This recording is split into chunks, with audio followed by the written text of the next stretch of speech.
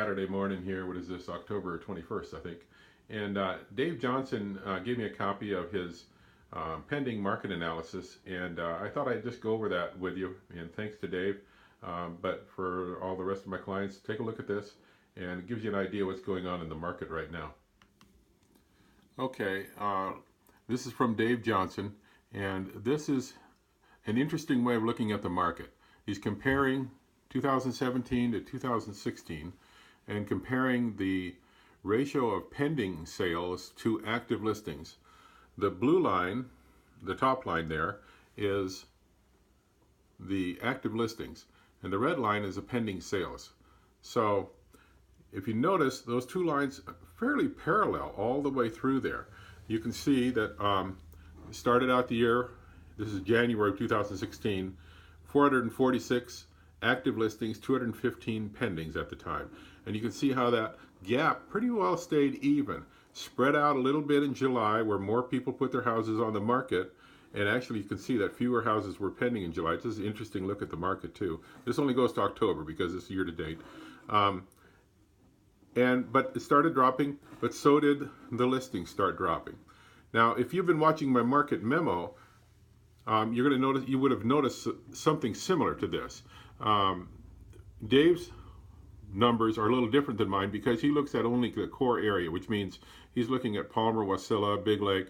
He's not looking at the whole Matsu Borough, which I do. But still, the general market is the same. These numbers are similar. This is 2017. Notice this is 2016, 2017.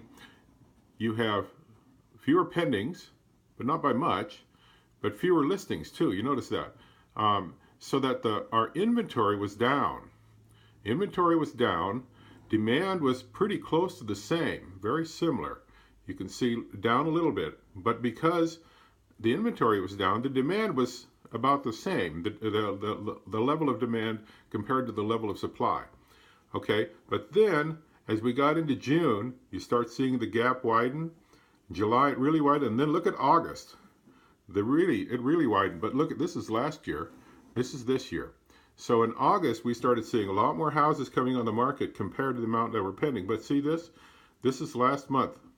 The amount of pendings, both months, year over year, the same. So the demand is the same, but the supply is greater this year. So that's an interesting phenomenon. We'll have to watch that and see what happens. We still have, this is just this last month, 262 pendings, and last year 257. So we're actually ahead of last year, but our inventory is higher. We're gonna have to watch that as we go through. Now there's quite a bit more here too, because he did separate them out. Here's, this is the market for the $200,000 to $300,000 price range. This up here is everything. So the $200,000 to $300,000 market, you can see that 2016, you see how that gap is pretty narrow all the way through there, spread out a little bit right there, but not by much. It started to narrow down again. It narrows down in the wintertime because fewer people put their houses on the market, but the amount of buyers does not drop as quickly as the amount of sellers. So if you're thinking about selling, it's not a bad time because you notice what happens with that gap. It's an interesting thing. All right, but then we'll look at 2017. This year, we still see very parallel, but then look, it's even a bigger gap. You notice that? And it stays wide. So the supply is still high, okay? But the demand is still there, pretty close. Let's look at the next page, and that's the higher priced houses. I think the 300 to 400,000. We'll take a look at that. Okay, here's the higher priced houses, and you notice the line on top. Dave can thank me for giving him some free advertising, but I appreciate him giving me this information. He knows I like this kind of stuff. But take a look at that. These are for $300,000 to $400,000 houses, and that's 2016 there.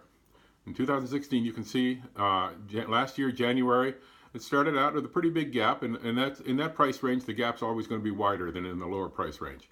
And the gap spread out a little bit, but stayed fairly parallel throughout the year last year.